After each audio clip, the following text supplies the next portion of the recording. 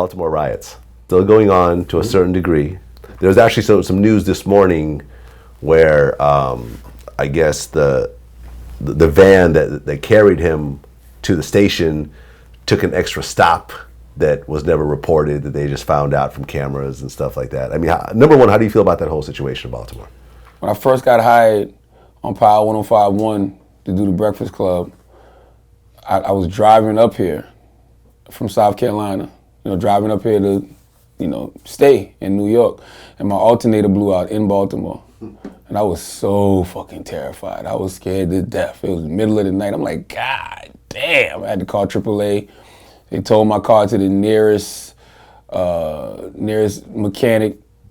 And then it was like this hotel that was literally a half a mile from the auto shop. And it was like a trap house hotel. I'm talking about like cash only.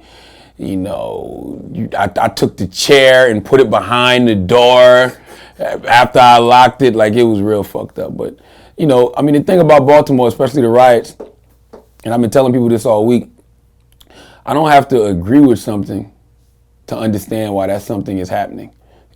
I think rioting is pointless, but I also think that the killing of black men, the way that the police are doing, is very pointless too. And I believe in cause and effect.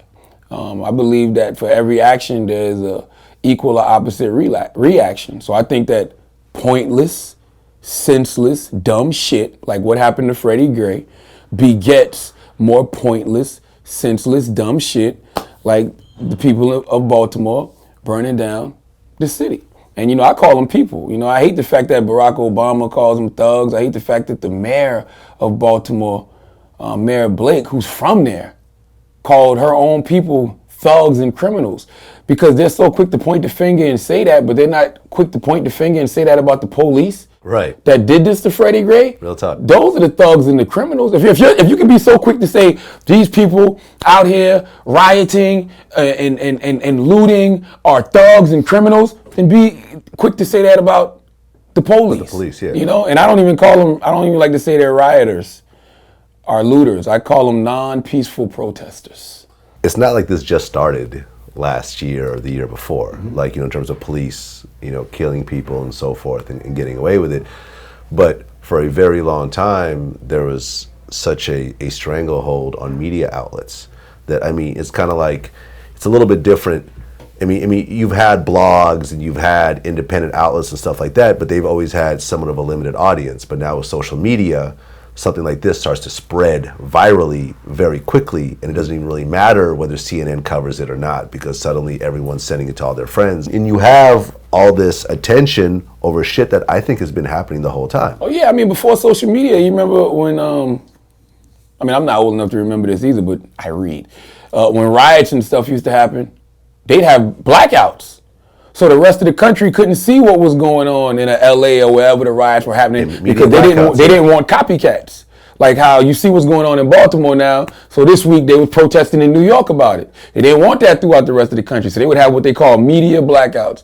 So you couldn't see what was going on. But like you said, now with social media, you can't pull that shit anymore. Can't pull that shit no more, man. And what do you expect? And I hate when people be like, they shouldn't be burning down their own city and their own community. Yeah, you may be right. But I always say, you don't be surprised how somebody reacts when you do something to them. Like somebody might walk in this room right now and push me, and I may not do nothing. You know what I'm saying? But somebody may walk in the room and push you, Vlad. You might pull out a pistol and blow their motherfucking head off. Right. Everybody be like, damn, Vlad, you went too far. But no, this nigga shouldn't have pushed me. You never know how somebody's gonna react. And guess what? The black community has been pushed and pushed and pushed and pushed. What do you expect? Well, the interesting thing about this, Game actually wrote like an essay, I guess, about this. And he was talking about how he was 11, 12 years old during the LA riots. Mm-hmm. And he was out there looting, jumping on cop cars, but then he talked about once it was over, all these stores that his parents would go to were no longer there. And if you wanted to go to groceries, or you wanted to go to a corner store, or if you wanted to go shopping for anything else, you now had to drive 5, 10, 20 miles out and how much pressure this actually put on his family and families around him. You know, the aftermath of actually burning down your own community. Hey, I get it. I totally understand what Game is saying, but guess what, man?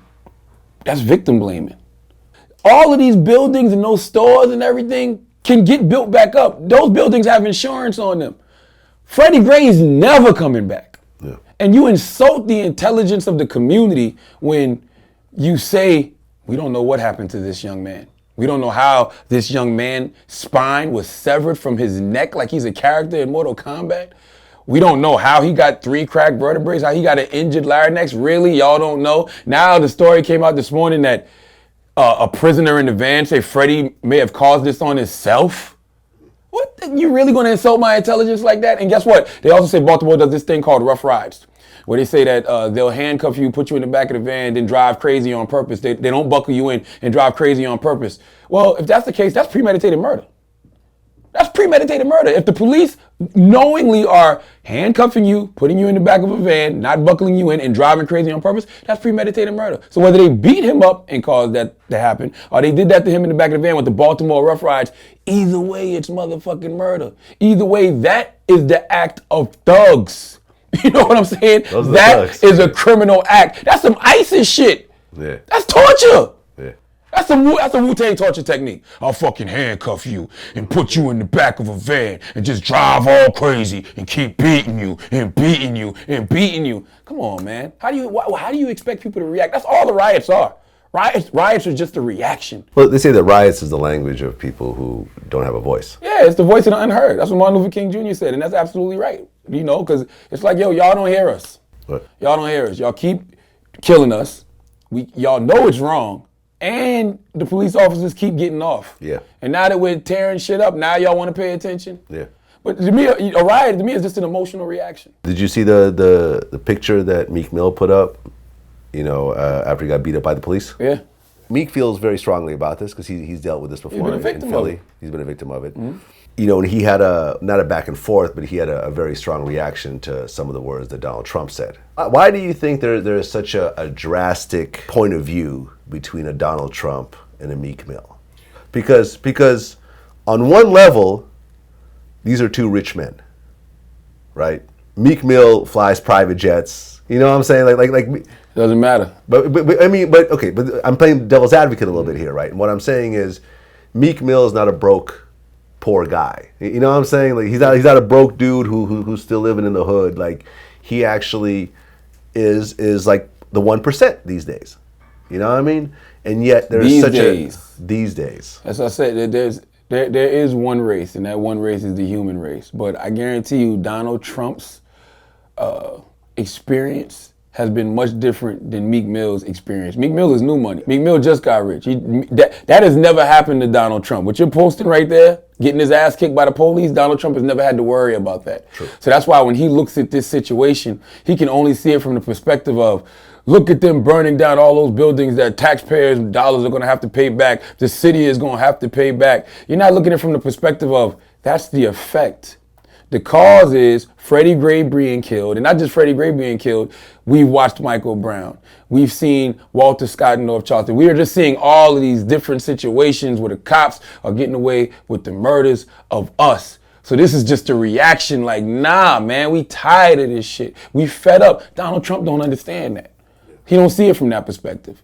And you know, in a way, it is racist in a way. And I don't even like to play the race card, but it is racist in a way because you can't look at those cops, you know. And I don't know if this is true, but I heard 4 of the cops were black and then 2 of them were white. So it's, you know, it's not hard to play the race card. It's hard to play the race card in that situation. But Donald Trump is just looking at it from the perspective of the cops were doing their job.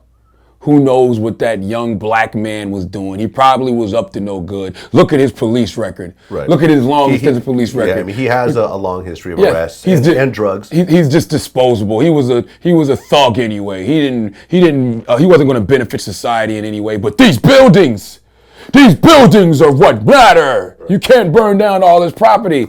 So it's like, he's a property guy. He's a property guy, exactly. So to him, he's looking at all his real estate getting fucked up. Real estate means more to Donald Trump than a black man's life. You know what I'm saying? That's all it boils down to.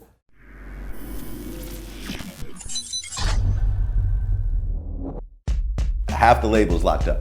Yeah. How difficult is that to deal with, you know, in the label? Keep pushing. We miss the homies. We wish they was out. That's a real conversation. Nothing was scripted. That's a real conversation he was having with Orlando Scandrick. And he likes Dread. And I ended up going to their house, played her the video. The next morning she asked me to send it to her. I had no idea she was going to post it. And we woke up in the morning and the world was going crazy.